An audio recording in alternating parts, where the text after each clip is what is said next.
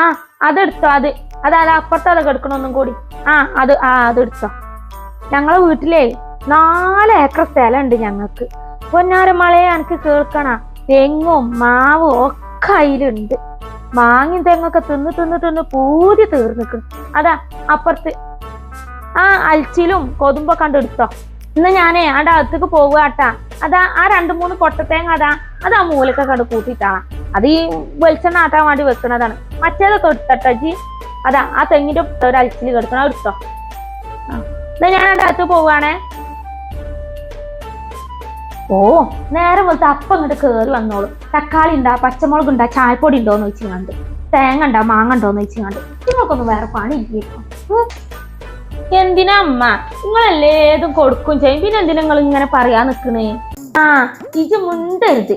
ഇജ് ഒറ്റ കാരനാണ് ഓള് നേരം വെളുക്കുമ്പോത്തിനെ ഓരോ സാധനം ഉണ്ടോന്ന് വെച്ചാണ്ട് ഇങ്ങോട്ട് കേറി വരുന്നത്. ഞാനോ? ഇജല്ല ഇന്നലെ ഓള് വേപ്പിന്റെ ഇല ഉണ്ടോന്ന് ചോദിച്ചു വന്നപ്പോത്തിന് വേപ്പ് മരത്തുമെന്നേ ഒന്നായിട്ടുള്ള വേപ്പിന്റെ ഇല ഒന്നായിട്ട് ഓൾക്ക് കൊടുത്തത്. അതന്നെയാണ് ഓളിന്ന് നേരം വെളുത്തപ്പോത്തിന് ഇങ്ങോട്ട് വന്നത്. വേപ്പ് മരത്തുമെന്ന് തന്നെ ഇജേ കുടുംബം കുട്ടിച്ചോറാക്കാനുള്ള പണി തുടങ്ങാന്നുള്ളത് ഇക്ക് നല്ലോ അറിയാം.